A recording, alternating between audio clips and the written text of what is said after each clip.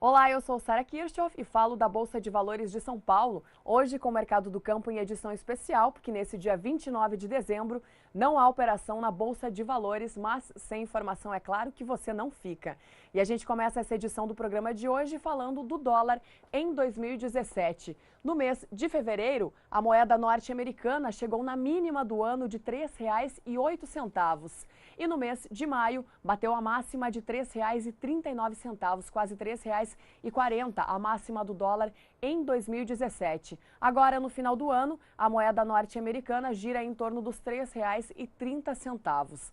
Já o índice Bovespa, principal índice da Bolsa de Valores de São Paulo, oscilou entre os 60.761 pontos registrados no mês de junho e chegou na máxima dos 76.617 pontos no fechamento de outubro, numa sessão que ele chegou a encostar nos 78 mil pontos, mas fechou em 76.617 pontos. E é mais ou menos nesse patamar que o principal índice da Bolsa de Valores de São Paulo encerra o ano de 2017. E as agências de análise de risco só deverão rebaixar a nota de classificação do Brasil no próximo ano, caso a reforma da Previdência não seja aprovada. Lembrando que a votação acontece no mês de fevereiro. Essa era uma das preocupações dos investidores ao longo dos últimos meses, só que a visão deles agora no fim do ano mudou. A expectativa é de uma bolsa em alta, embora o dólar esteja mais caro e possa ficar ainda mais caro para o próximo ano.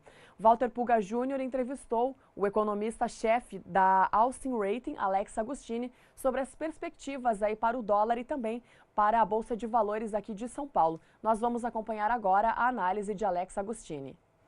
Alex, obrigado mais uma vez por ter vindo participar do nosso programa. Vamos fazer um resumo do que foi este ano de 2017. Foi um ano muito difícil para a nossa economia?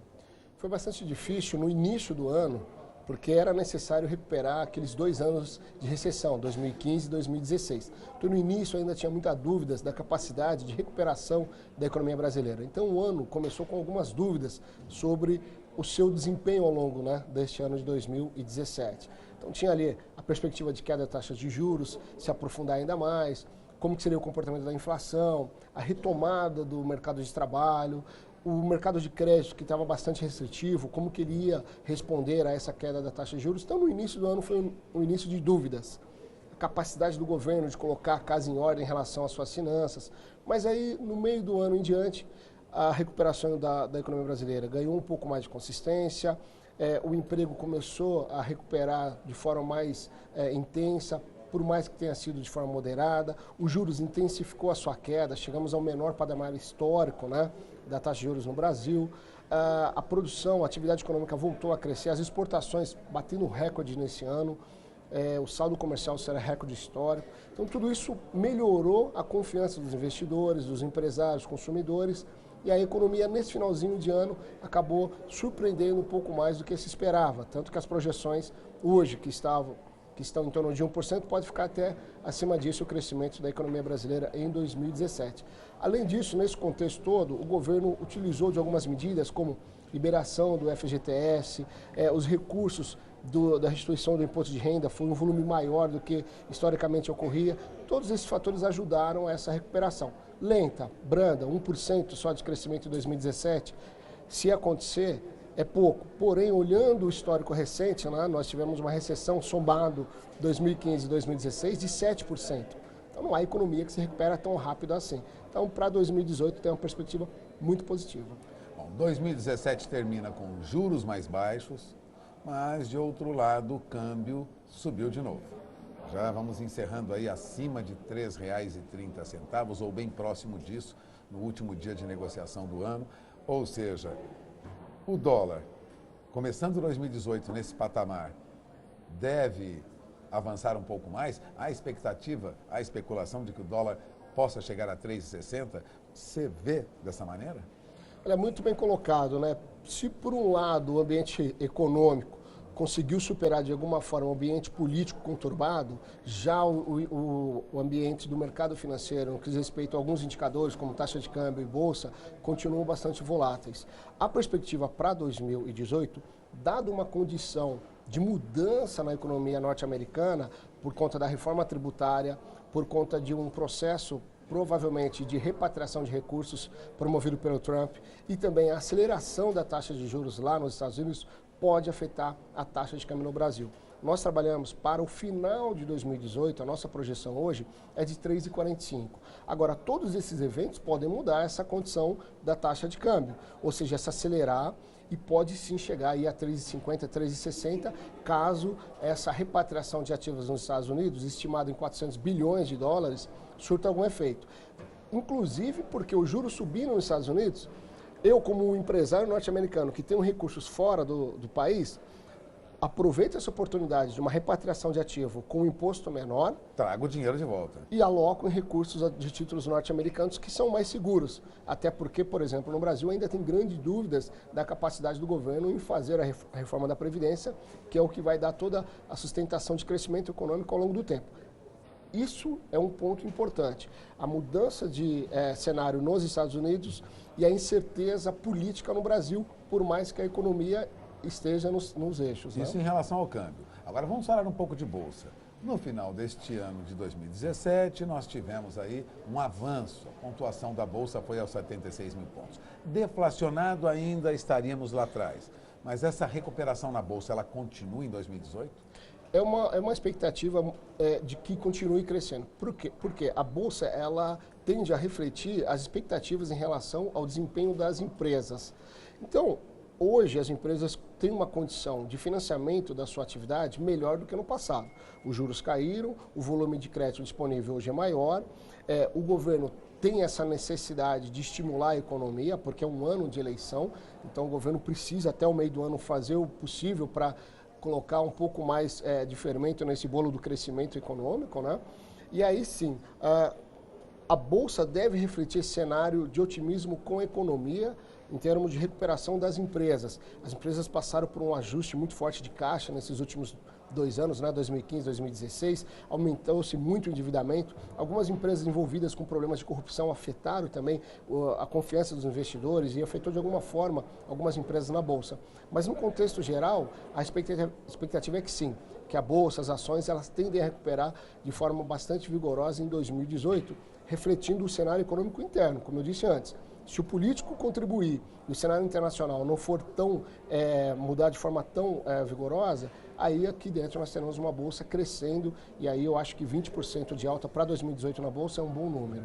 Bom, você acaba de ouvir o Alex, lembrando que o dólar pode de fato subir, né, acima de 3,40, 3,45, dependendo do que ocorrer até mais, e a bolsa também deve subir. Agora, há uma dúvida em relação à economia em 2018, a começar pelas agências de classificação de risco. E você é economista-chefe de uma das conhecidas agências de risco do Brasil, a Austin Rating. A perspectiva é o Brasil ter uma classificação rebaixada agora em 2018? Olha, Pugo, vamos analisar o contexto da avaliação do rating soberano. Então, nós avaliamos diversos indicadores, olhamos a capacidade do país em honrar suas dívidas em moeda estrangeira. Por esse lado, o Brasil está indo super bem, porque tem recebido alguns investimentos estrangeiros direto, então isso é bom, mas também tem melhorado a balança comercial. Então, isso dá uma capacidade de pagamento de honrar os compromissos em moeda estrangeira de forma muito positiva. Então, por esse lado, está ótimo. Já pelo lado da capacidade de pagamento do país em honrar suas dívidas em moeda local, ou seja, em reais, está bastante duvidosa. Basicamente porque o governo tem um alto endividamento. Hoje, mais de 95% do orçamento do governo são despesas obrigatórias, sobra 5% para ele gastar com despesas discricionárias, ou seja, onde ele acha que tem que ser alocado. É muito pouco, o governo está bastante enrijecido em relação à alocação de recurso. E tem um outro ponto fundamental que é a reforma da Previdência. A Previdência, ela cresce de forma bastante forte nos últimos anos. Principalmente por conta da discussão, né, da mudança da Previdência, se acelerou o processo de solicitação de aposentadoria. Então o governo tem um desencaixe de recursos muito grande. Ou seja, a conta cresceu. Está crescendo mais do que a capacidade do governo de gerar recursos. E o governo tem uma estratégia que eu acho muito positiva, que é tentar gerar recursos com concessões. Isso tem sido bastante positivo, tanto que agora o resultado de novembro das contas públicas foi superavitário por conta de concessões. Só que as concessões têm um certo limite, né? O governo tem uns ativos que ele chega no limite onde ele pode conceder. Depois não tem mais de onde tirar dinheiro. Aí por isso que ele tem que estimular a economia, para aumentar a arrecadação e isso conseguir equilibrar as contas do governo. Se isso não surtiu efeito para nós, agência de risco, se toda essa dinâmica do governo não surtir efeito até fevereiro, que é a data que o governo colocou para colocar a reforma da Previdência em aprovação, e o governo tentar postergar ainda mais esse evento, aí eu acho que não tem jeito. O rebaixamento seria inevitável. Acaba sendo inevitável. Isso é ruim para um país que já está numa situação de desconfiança em relação à sua capacidade de honrar suas dívidas internas. Isso tem um efeito futuro na inflação, que é um problema muito grave, a capacidade do governo de se endividar, né, que é muito grande, mas de honrar o compromisso começa a ficar duvidoso. Eu não tenho dúvida que o governo vai honrar a sua dívida interna, ok. Só que a qual custo? Um juro muito maior. Isso vai ter um problema de geração de inflação lá na frente. Então é preciso estar atento à reforma da Previdência, porque isso pode provocar esse rebaixamento, que seria ruim para a economia brasileira. Sim, porque a reforma da Previdência ela não vai resolver o problema de 2018. Ela não vai resolver o problema em 2019, mas ela dá uma consistência ao longo do tempo. E a avaliação de risco, o rating soberano, ela olha a capacidade do governo honrar suas dívidas ao longo do tempo. Ou seja, no longo prazo, 5, 10 anos. Então, é nesse ponto em que a reforma da Previdência se torna importante. Porque a gente tem ouvido que muitos falam assim, mas a reforma da Previdência não vai resolver o problema do déficit em 2018. Sim, não vai, porque o efeito é a longo prazo. O ajuste de idade mínima ela vai se dar em 20 anos. Então, não vai ser assim, aprovou a reforma hoje, amanhã resolvemos o problema do Brasil. Não, tem outras condições. Mas se não fizer, teremos problemas. Porque aí a consistência do crescimento ao longo tempo fica comprometida. E é este o ponto que nós, como agência de risco, temos que avaliar. Porque os investimentos no Brasil hoje superam 24 meses, né? Quando a gente fala de renda fixa, 24 meses, tem 12 meses, mas 24 meses em diante é onde está a grande massa de investimento em títulos do governo. Então precisa olhar esse horizonte. E nesse horizonte, aí sim a gente fica bastante preocupado se não tiver reforma.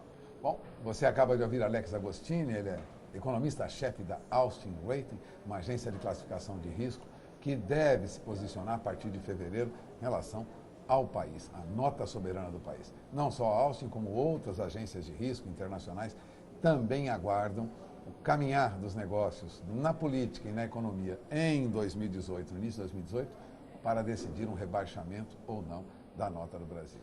Bom, passamos o recado, Alex? Eu acho que por enquanto sim, tem bastante coisa ainda para acontecer, muito incerto o ambiente político, mas no geral uma síntese é isso. Tem bastante perspectiva positiva do lado econômico, conturbação política e a dúvida sobre a reforma da Previdência e ainda tem um cenário internacional que precisamos ficar monitorando. Bom, agradeço mais uma vez a presença do Alex aqui conosco. Obrigado por ter vindo. Obrigado, Puga. Vamos encerrando esta entrevista, voltamos ao programa. Análises importantes do economista Alex Agostini aí para o mercado do campo. E a gente faz um rápido intervalo, daqui a pouquinho o mercado do campo volta com a previsão do tempo e com outras informações. Não saia daí. O mercado do campo está de volta hoje em edição especial, porque no dia 29 de dezembro não há operação na Bolsa de Valores de São Paulo, mas sem informação é claro que você não fica. E o assunto por aqui agora são os roubos e furtos de fertilizantes no estado de Mato Grosso. De acordo com a Secretaria de Estado de Segurança Pública de Mato Grosso, no ano de 2017 houve uma queda de quase 50% no número dessas ocorrências. Em 2016 foram 142 ocorrências e 2017 74 ocorrências. De acordo com a Secretaria de Segurança Pública do Estado, o termo de cooperação técnico assinado em fevereiro de 2017 com a Associação de Produtores de Soja e Milho de Mato Grosso, a AproSoja, é um dos responsáveis por essa redução. Com o termo foi criado um canal de denúncias e através do canal foi feita uma série de prisões e isso reduz os índices de criminalidade. É o que diz o coordenador de da Comissão de Defesa Agrícola da AproSoja, Lucas Weber, em uma entrevista para o jornal Valor Econômico. O Mercado do Campo traz agora as primeiras informações do tempo para o programa de hoje, começando com o centro-sul do país. Quem tem as informações é a Juliana Rezende, da Somar Meteorologia. Olá, boa tarde a todos. Os produtores de arroz do Rio Grande do Sul seguem preocupados em relação ao desenvolvimento das lavouras. Isto porque ao longo das últimas semanas as instabilidades perderam bastante intensidade, a disponibilidade hídrica do solo já vem diminuindo na metade sul do Rio Grande do Sul, especialmente. Aqui nessas áreas em verde e também em amarelo do mapa, os índices de umidade do solo já ficam em torno de 40% a 50%. E nos próximos dias ainda não tem previsão de chuva forte retornando para essas regiões do sul do Brasil. Agora, nos próximos 5 dias, até o dia 3 do mês de janeiro, tem previsão de chuva forte, só que dessa vez fica concentrada entre o centro-oeste e o sudeste até o Paraná.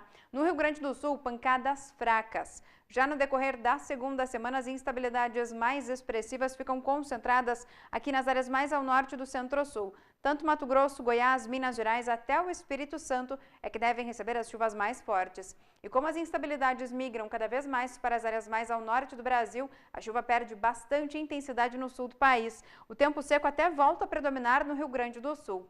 Já durante a terceira semana, a chuva até volta a se espalhar por grande parte do centro-sul do Brasil, só que dessa vez a chuva ainda não volta com força para as principais áreas produtoras de arroz do Rio Grande do Sul. Aqui no estado gaúcho tem previsão de chuva mais forte aqui no norte. Essa chuva também se espalha por Santa Catarina até o Paraná. Só que na metade sul gaúcha, justamente onde os índices de umidade do solo seguem mais baixos, ainda não tem previsão de chuva forte retornando. As pancadas ainda devem persistir de maneira mais fraca e sem potencial para aumentar a disponibilidade hídrica do solo. Como essa chuva ainda não ganha muita intensidade, os níveis dos reservatórios também devem diminuir ao longo dos próximos períodos. Daqui a pouco eu volto com mais previsão do tempo. Daqui a pouco, então, a Juliana Rezende volta com mais informações do tempo, destacando, então, o centro-norte do país. O assunto por aqui agora são as exportações do Brasil para os países árabes, que deverão estar em expansão no ano de 2018. É o que afirma o vice-presidente de Relações Internacionais da Câmara de Comércio Árabe Brasileira.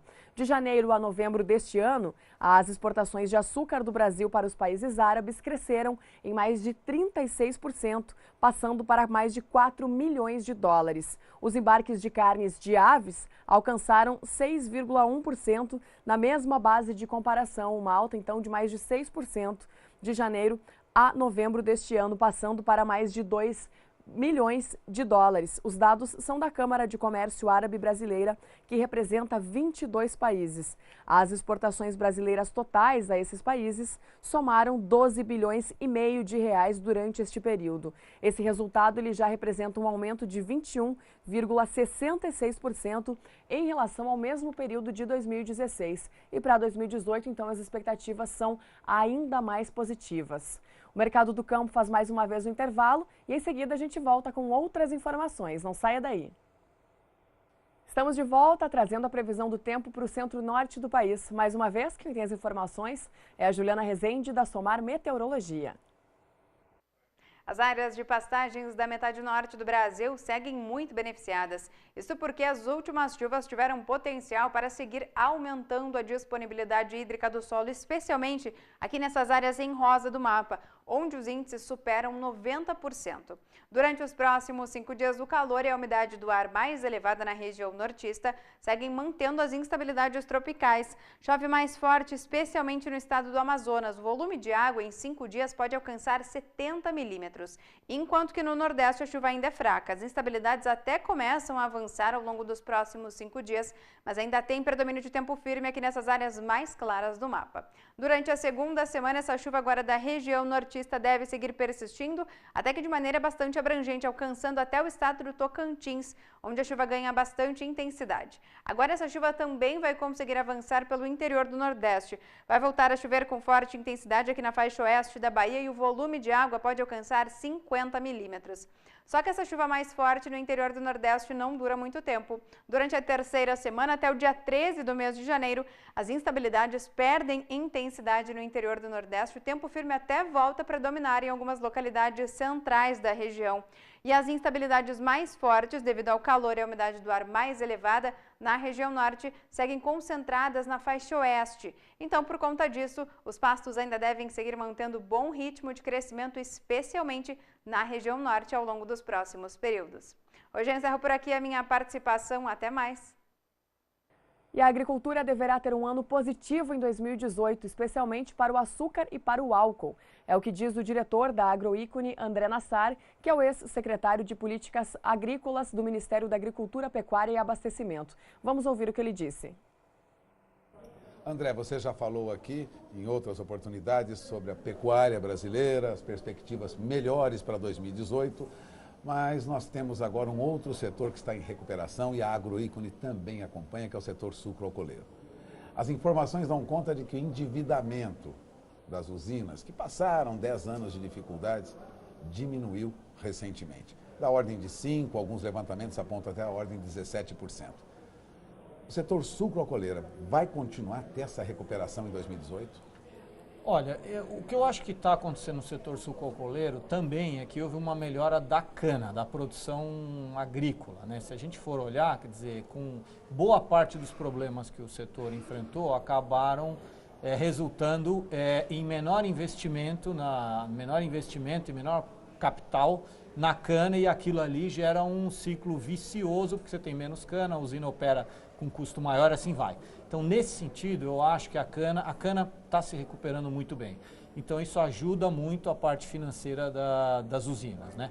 Além disso, nós temos esse marco regulatório, que ele é um pouco mais positivo, ele dá um pouco mais de segurança para o usineiro, para o dono da usina, para as empresas que hoje operam com açúcar e álcool, manterem o seu interesse em investir em capacidade, em renovação dentro da própria usina, não tanto no campo. No campo você vai recuperando devagar, mas de você fazer investimento dentro da própria usina. Porque assim, a gente sabe que tem usinas novas, mas tem usinas antigas que precisam de investimento também.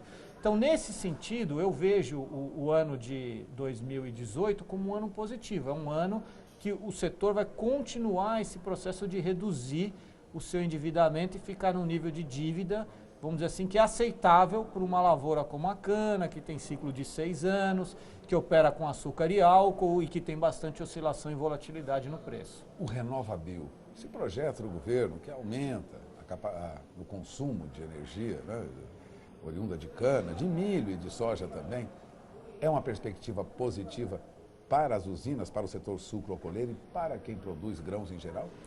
Olha, eu enxergo como uma perspectiva de médio prazo. Ela não é uma perspectiva para 2018. Eu não acho que o RenovaBio vai influenciar qualquer tomada de decisão de investimento em 2018, talvez nem mesmo em 2019 ainda. Porque, como eu já falei muitas vezes, o RenovaBio não resolve o problema da dívida. Ele sinaliza para você investir mais. O problema da dívida você tem que resolver com... No curto prazo. No curto prazo e com a própria recuperação do setor. É um sistema orgânico que você vai recuperando organicamente, né? O RenovaBio vai depender de várias ações do governo. O governo é que vai definir, tá certo? Qual é a taxa chamada descarbonização, certo? E isso tem que ser muito bem definido de uma forma técnica, que hoje eu não vejo dentro do governo uma estrutura montada para isso ainda. Então, assim, tem que aprovar a lei, né? O governo tem que sancionar, o executivo tem que sancionar, e aí entra numa discussão de como é que você monta a estrutura técnica que vai acompanhar o RenovaBio. Nesse momento, eu acho que ele vai passar a fazer muita diferença na tomada de decisão, porque as empresas também vão querer mostrar sua pegada de carbono, porque quanto menor a pegada de carbono, maior o prêmio que ela vai receber. As empresas vão ter muito interesse em saber qual é o nível, porque se você colocar um nível de descarbonização muito alto, falta etanol e aí o preço do etanol vai lá para cima. Se você colocar muito baixo, você não gera incentivo nenhum. Então existe um ponto de equilíbrio para isso que vai mudar a forma como o etanol é precificado no Brasil. Foi o que a gente viu nos Estados Unidos, por exemplo, mudou completamente. Nesse ponto eu acho que é interessante, porque se falava muito em ter contrato de longo prazo no etanol. Talvez o RenovaBio resolva esse problema. Ele talvez dê uma sinalização de preço, se o governo fizer bem feito, que vai substituir esse conceito de contrato de longo prazo que os produtores falavam muito e que os distribuidores nunca se dispuseram a fazer, vamos dizer assim. Mas como você ressaltou, o RenovaBio não resolve problemas do setor sucroalcooleiro agora. Não. É uma perspectiva de médio e longo prazo. É isso, é a perspectiva de investimento, né? Quer dizer, ele dá a sinalização para que as empresas decidam, se ela quer crescer, ela segue a curva dela de crescimento. Se ela quer fazer retrofit na usina, ela vai dizer, não, vale a pena eu fazer retrofit na usina, né? Claro que a gente tem que pensar sempre no custo, no preço da eletricidade, porque também ele ganhou muita relevância na matriz de receita das empresas. Agora vamos falar um pouco de financiamento. Quando o senhor esteve lá no Ministério, acompanhou de perto o financiamento, a discussão com taxas de juros. No ano de 2017, financiamento foi suficiente para a produção do agronegócio brasileiro? O que aconteceu em 2017? Quer dizer, com a redução da Selic, reduziu muito a necessidade de você ter recurso público com taxa de juro controlada para substituir aquele recurso de mercado que era um mercado muito caro. Então a gente voltou para uma situação de mais normalidade, em que se o produtor vai ao banco e ele não consegue tomar um financiamento oficial, com a taxa oficial, ou o banco fala para ele, ó, eu só vou dar 10, 20% do que você precisa, os outros 30, 40, 50, 60% vem numa taxa muito mais aceitável. Coisa que quando eu estava lá não era assim, você estava trocando uma taxa de 8,5 por uma taxa de 20. Agora você está trocando uma taxa de 8,5 por uma taxa de 9, de 10. Então, assim, está muito mais, para o produtor, foi muito positivo essa redução da taxa básica. Da taxa básica, foi muito importante. E viabilizou também outras ferramentas, por exemplo, a LCA, que é um pouco mais cara, mas não tem limite. Né? Hoje o produtor tem um limite de 3 milhões de reais. Um produtor que precisa de 10, ele já sabe, nem os 3 ele consegue, porque muitas vezes o banco não dá para ele os 3, né? Com a LCA, você saiu desse problema. A LCA eu preciso de 10, o banco faz a tua análise de crédito, ele dá. Né? É uma alternativa que abre as portas para a produção. Isso. A gente viu muita emissão de CRA esse ano, certificado de recebíveis. Né? Algumas muito longe do produtor, mas outras muito mais perto. Emissões de CRA que eram para financiar a produção agrícola também. Tem muito movimento de estruturar produtores com indústrias de insumo para emissão de CRA, para financiar diretamente o produtor. Então, assim, a gente está entrando numa fase boa de pegar esses títulos e transformar o título não numa ferramenta para financiar o fluxo de caixa de uma empresa que não precisa, mas para você financiar o custeio do produtor. Então, nesse ponto, acho que é muito positivo o momento que a gente está entrando de Selic baixa e reduz um pouco a necessidade daquele crédito subsidiado. Até porque o crédito subsidiado tem o problema do orçamento, ele depende muito de orçamento. E o governo está numa fase que ele quer gastar cada vez menos. Bom, quem acompanha essa entrevista com o André Nassar, imagina que ele tem olhos sempre positivos para o futuro e que são poucas as críticas, né? Mas vamos falar um pouco de seguro, e você é muito crítico quando falamos de seguro para o agronegócio, seguro para o produtor rural. O Brasil caminha lentamente para o seguro agrícola? O seguro a gente não conseguiu resolver. Quando eu trabalhei no governo eu não consegui resolver. Quem está lá hoje também não conseguiu resolver. Eu acho que a gente falar que não tem prioridade não é bem assim, mas eu acho que a gente tem que repensar um pouco. Quer dizer, a gente quer ou não quer uma agricultura que tenha um mercado de seguro bem desenvolvido? Ele não precisa ser um mercado que só se desenvolve porque o governo está subsidiando ele, mas o governo ele é fundamental para dar um pouco de escala nesse mercado. E com os eventos que a gente viu aí de seca em 2015, certo? Ou excesso de chuva, Mato Grosso do Sul, seca em Mato Grosso. E claro, no Mato Piba todo teve eventos de seca bastante pesados, Bahia mais longo, Tocantins, Maranhão menos longo, né, Piauí. Assim, os bancos estão cada vez mais exigindo do produtor o seguro. Os bancos estão incorporando na análise de crédito deles o risco climático cada vez mais. Então, assim, é uma realidade. O banco vai cobrar isso cada vez mais. Então, ou a gente vai deixar o mercado fazer, e aí vai entrar no custo lá do produtor, ele vai montar o custo dele e vai ter que pôr lá, olha, estou pagando 5, 6, 7% de seguro. Isso vai, digamos assim, subtrair da margem dele. Lógico. Certo? Ou não, ou então, quer dizer, a gente vai procurar um outro mecanismo em que você dá escala para isso e o seguro não vai se precificar mais 6, 7%, ele vai ser metade disso, porque está todo mundo pagando e todo mundo paga pouco. Porque no caso o volume de seguro é que vai diminuir o custo. É isso. Então, assim, o governo tem algum papel nisso? Eu acho que ele tem. Nesse ponto é que é a minha crítica. Eu acho que o governo está esquecendo esse papel e fazendo de conta que não é dele. Então vai ficar do jeito que está. certo? Vira um programa de seguro que depende de orçamento do governo, não tem o orçamento. O governo não quer gastar. O governo não quer gastar, o Ministério da Agricultura, ele sabe que o seguro é importante, mas ele prefere olhar outras frentes. Isso eu acho que nesse sentido tem uma certa negligência, você não pode olhar outras frentes. Afinal, o seguro é ou não um mecanismo de garantia de renda para o produtor? Fala com o produtor, o que ele te fala toda vez? Eu quero renda, eu quero renda. Então você precisa ter algum tipo de mecanismo para garantir aquela renda. O produtor não vem direto aqui na bolsa, certo? Muitas vezes para ele não vale a pena, ele prefere vender antecipado para uma trading, ele prefere vender a CPR, ele faz uma operação de balcão, digamos assim. Mas e o seguro? Será que não faz sentido fazer o seguro? Ele sair um pouco do sistema que ele tem hoje e segurar? Eu acho que faz, mas para isso não tem jeito, eu não vejo outra forma que não o governo empurrando esse mercado. Bom, você acaba de ouvir, o diretor da Agroícone, né? André Nassar, agrônomo, homem que acompanha o agronegócio já há muitos anos, fundador da Agroícone, formado lá pela Exalc, pela Escola Superior de Agricultura Luiz de Queiroz, Piracicaba. Conhece bem o mercado, está aí, 2018 deve ser bem melhor para a pecuária, deve ser bem melhor para o setor sucroalcooleiro, mas seguro, ele ressaltou, foi esquecido pelo governo. Bom, agradeço a sua participação aqui, muito obrigado por ter vindo, voltamos ao programa. Eu que agradeço, obrigado. O Mercado do Campo de hoje vai ficando por aqui. A você de casa, um ótimo fim de semana e até a semana que vem.